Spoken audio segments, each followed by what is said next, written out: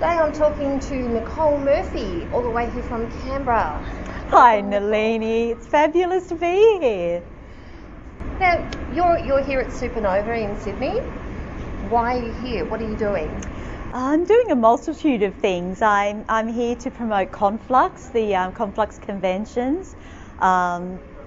I was hoping to also be promoting the Aurealis Awards as well, but I haven't quite got myself organised for that, but we're doing those next year, so looking forward to that. And also working with the CSFG, which is our writers group in Canberra, and for myself publicising both in Fabula Divino, the anthology I edited, and my fantasy romance trilogy, The Dream of Asalo, which is published by Harbour Voyager. Okay, well that's just one or two things. So how about we start from the top and you tell us about each of your different projects? Yes, absolutely. All right, so the first one I mentioned was Conflux. So I've been involved with Conflux since the very first convention back in 2004. I'm currently the president of Conflux and overseeing everything that happens with the organisation. I was with Donna Hansen, I was the co-chair of Conflux 9, which happened in April and was this year's NatCon, which all reports are everyone had a fabulous time. Being the chair of a convention, I actually wouldn't have a clue what the conference was like. I was too busy working the conference, but apparently everyone had a fantastic time, which we were really happy about. Conflux is, each of the conventions in Australia has a different sort of flavour. And for us, Conflux, because we are all writers, the people involved in running it, Conflux is a very writer-friendly, very writer-centric convention. So we do more than our fair share of stuff on writing skills, writing processes, on publishing and that sort of stuff, as well as doing some of the more fanish things and social events and that sort of thing. So there's a very different feel to Conflux compared to the others, but we love it and we think there's room for all the different flavours of convention. It means that regardless of what you want to get out of being at a convention, you can find the convention for you somewhere in Australia. So we really love that. So I'm here to sort of start promoting Conflux to a new crowd. And also to start talking about Conflux 10, which isn't happening until October next year, but we're in the planning process and working it all out. And then there's also the Aurealis Awards, which Conflux are going to be running the Aurealis Awards for the next 2 years. So we're having... Well, how about before you go forward with that, how about you tell us what are the Aurealis Awards? Okay, so the Aurealis Awards are Australia's premier speculative fiction awards. They're awards for science fiction, fantasy, horror and graphic novel, both in adult form, in young adult form and for children's books as well. They're juried awards, so anybody can send in a nomination, whether you are traditionally published, electronically published or self-published, you can enter. But you need to live in Australia. Yes, you need to be Australian. That is very true, or live in Australia. That is correct. Your work will be read by the jury, and at the end of the process, the jury having read, well, hopefully everything that's been published by an Australian in Australia that year, but that will only happen if people enter, so enter. At that point, the jury will come up with their short list, which will be announced somewhere around the end of January next year, early February, and then the ceremony itself is going to take place on April 5 in Canberra, and that's where the winners of the awards will be announced. So they're very different, say, to the Ditmar Awards, which are a peer-voted, almost a, sort of verging on a popularity sort of thing. These are about... Yes, these are a jury deciding that out of everything they've read, these are the best books that were published in the year. So we think they're really fabulous. The awards ceremony is always very glamorous and very wonderful. Next year we're going to be having the awards ceremony at the National Library of Australia, because I sort of thought if we're bringing Australia's premier science fiction, fantasy, horror awards to Canberra, then they should be in Australia's home of literature. So we're really looking forward to bringing people into, they won't actually get to see the whole library, but just being within that sort of premises and that area and understanding what the library means in terms of literature in Australia. I think it's the perfect venue for the awards. So we're really excited about that. Yeah, Canberra, for those of you overseas, Canberra is Australia's capital city. So it's Australia's version of Washington, maybe? Yes. Yeah, absolutely. And like Washington, it's been built as a capital of the country. So it's a very interesting city, and it's a lovely city, and it's a very interesting one to live in. But it's not a normal city because it hasn't grown organically like, say Melbourne and Sydney and so on did. It's a very planned city. It was planned for a particular reason. It's been planned for a particular population. The population there is very different because the public service is the main employer. So, Canberra by large generally has a higher wage demographic. It's generally a higher educated populace than most places. So it is a very different feeling city compared to most places that you see. And it's much colder. It's very cold. It's very, very cold. But in April, we're still in autumn, and autumn is the best time of year to be in Canberra. It's absolutely stunning. So I think unless something, global warming keeps doing weird things with the weather, but assuming everything's still on track, April 5 will be a fabulous day to be in Canberra next year. Do you think that the absolutely frigid winters in Canberra help writing? Actually, that's probably a very good point, because it's also, it gets very dark very early in Canberra. Often it's dark before you've left work. The temperature's already plummeting at that point. And by the time you get home and you warm up the house, you don't tend to want to go out much. So yeah, absolutely. I think, and Canberra certainly seems to have a lot of writers. Per capita. I know the Writers' Centre there is actually, in terms of membership, is one of the biggest in Australia, even though Canberra itself is I think it's not even a tenth the size of Melbourne, let alone Sydney, and yet the membership... Melbourne does have more writers. It does, but per capita, I think Canberra's doing pretty well. And certainly it seems to be a big thing. Public servants, every second one seems to have a novel that they've got in a drawer somewhere, so absolutely. Okay, so we've covered Conflux and the Aurealis Awards. Yes. So what was the next thing? I think the next thing was in Fabula Divino, which was, it was a project that I started. When did I start that? It was May last year I started it, and the idea was to combine my love of working with writers and helping writers to develop, along with my love of editing. I really enjoy it. So the idea behind it was I would choose a story for a month and work that author through the equivalent of the full-on editorial process. So they'd get an editorial letter, and then they'd get a full copy edit, which might go over a couple of times, and then they'd get a proofread and everything.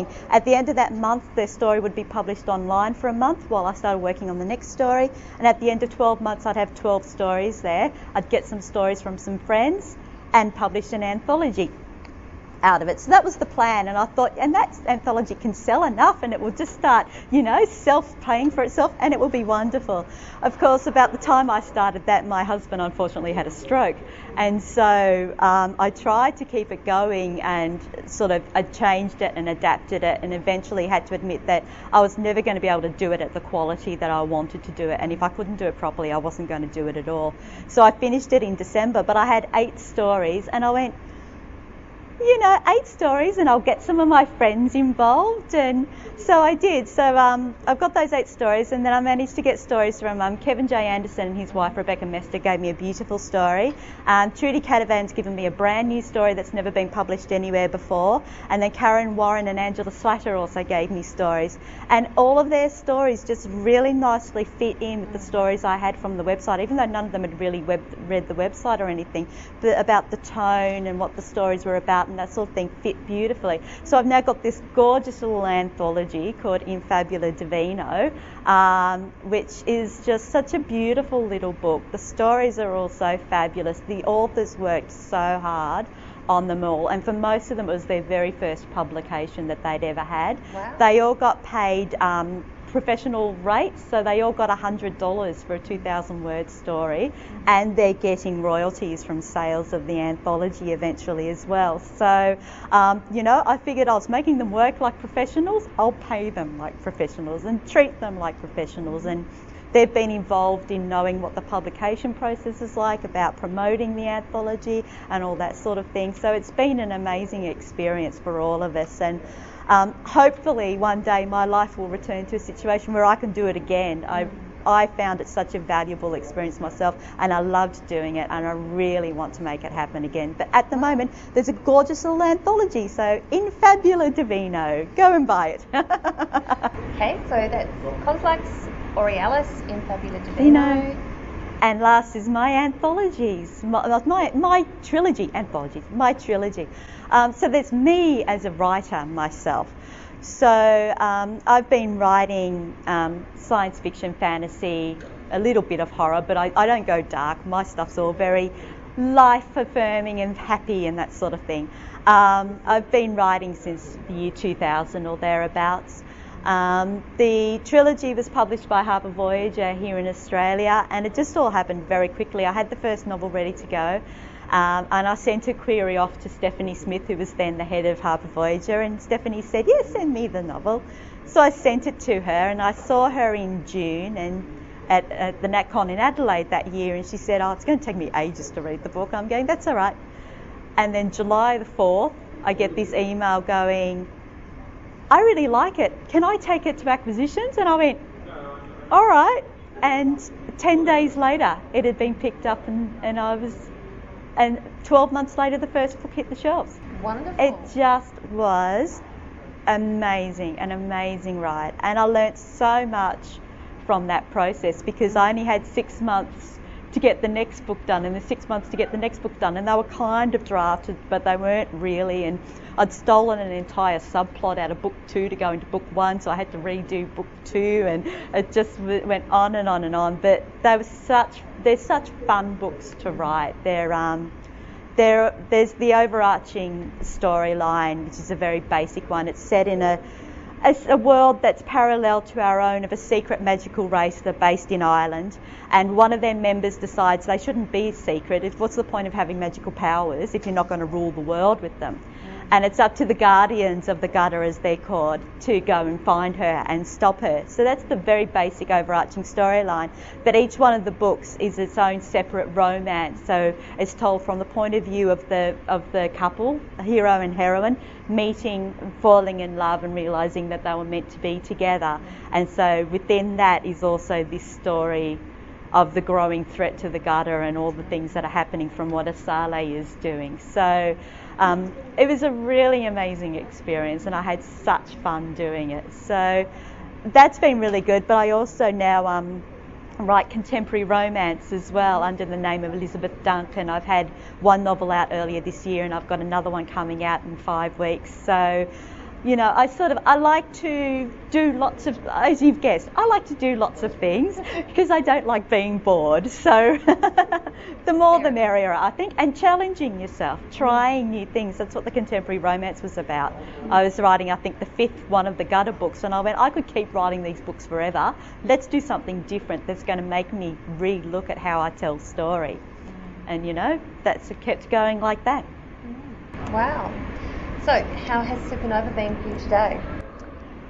Amazing. I was here 2 years ago. The growth is just incredible. I thought last time I was here it was the most overwhelming thing I'd ever seen, and it's nothing compared to what it's like down there today. It's just remarkable. The sheer number of people, the enthusiasm, the fact that this is, like, you can tell from the way people interact and all the rest of it, it's such a safe place for people to be, and you can sort of imagine that, you know, for people who are particularly into cosplay and that sort of thing, who may not get to, you know, be part of that world or to show off that part of themselves too often, to have these moments where they can just go all out and be totally themselves and do it within their community, within their people. It's a really happy, vibrant sort of atmosphere. I'm really loving it. It's just fantastic.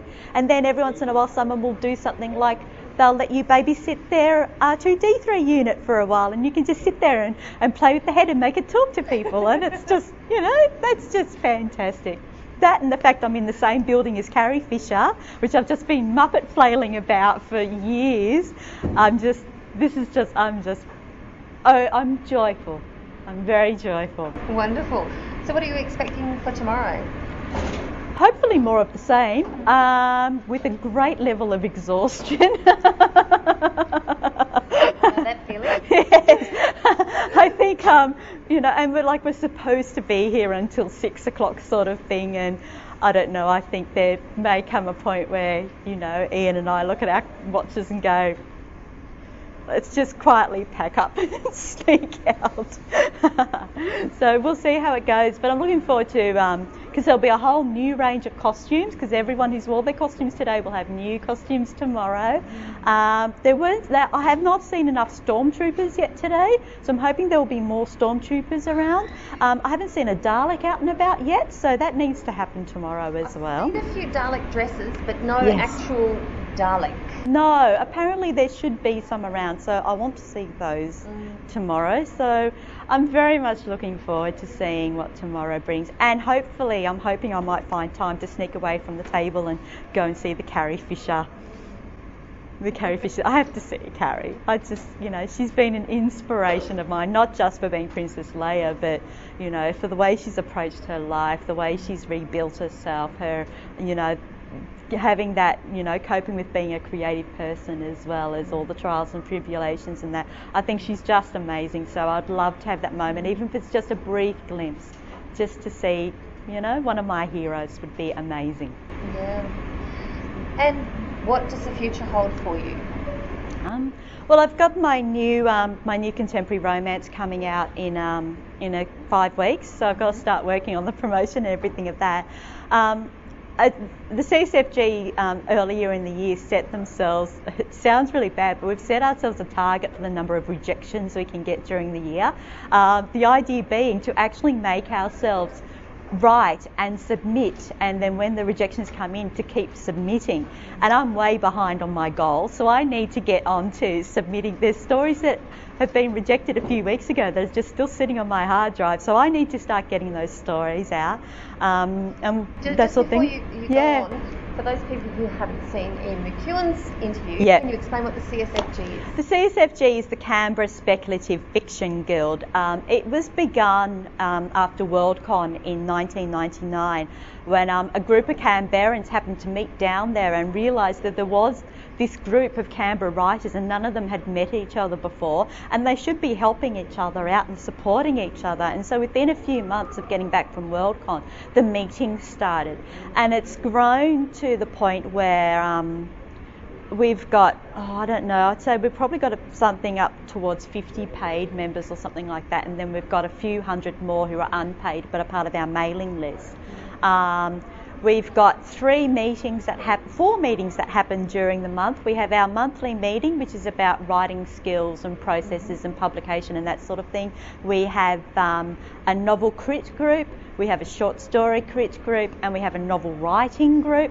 So we're very much into supporting and developing each other as writers. And then as part of that, every sort of 18 months or so, we publish an anthology. So we also learn how to edit. We work on publishing and promotion and that sort of thing.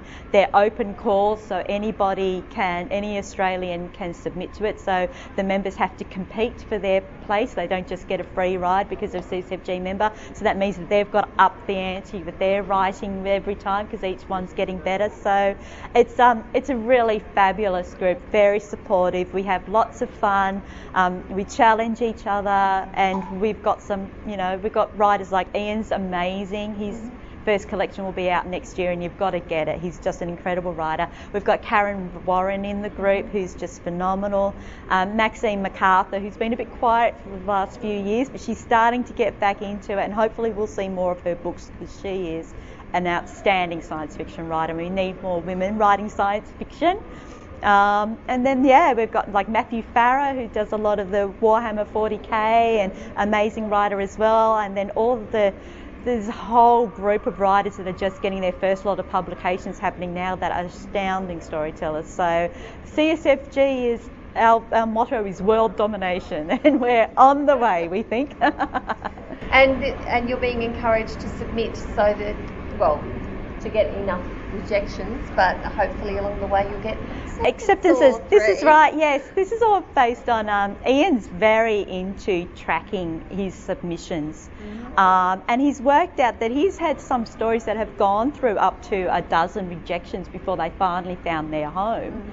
Whereas a lot of people might go after 2 or 3, oh, it's obviously a junk story, and never submit it again. And his theory is, no, you've got to keep going. Like, you know, you've got to think about your story, and if you're getting certain feedback, then do that.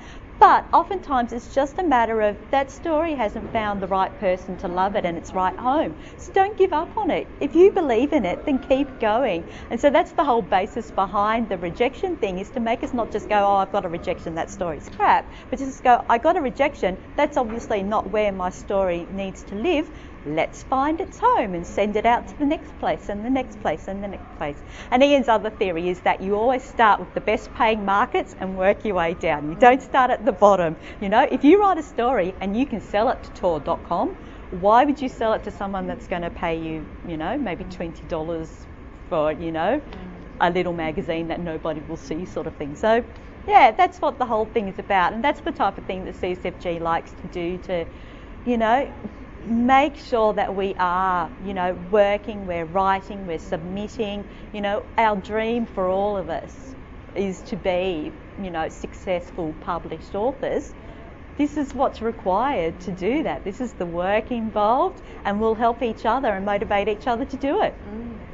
Great. Absolutely. So, is there anything else on your radar? On my radar? Continuing to write. I've got novels and that I'm working on as well, and you know, I'll just see what the next opportunity is that comes up, what the next thing that happens. I'm sort of, you know, quite willing and open to try things out and to, you know, give something a go and see if it works. And if it doesn't work, well, it will be a learning experience, and it will be something that can, you know, feed the well and will eventually come out in a story somewhere, probably. Well, thank you for talking to Dark Matter. Oh, my pleasure, Nalini. It was great. Thank you.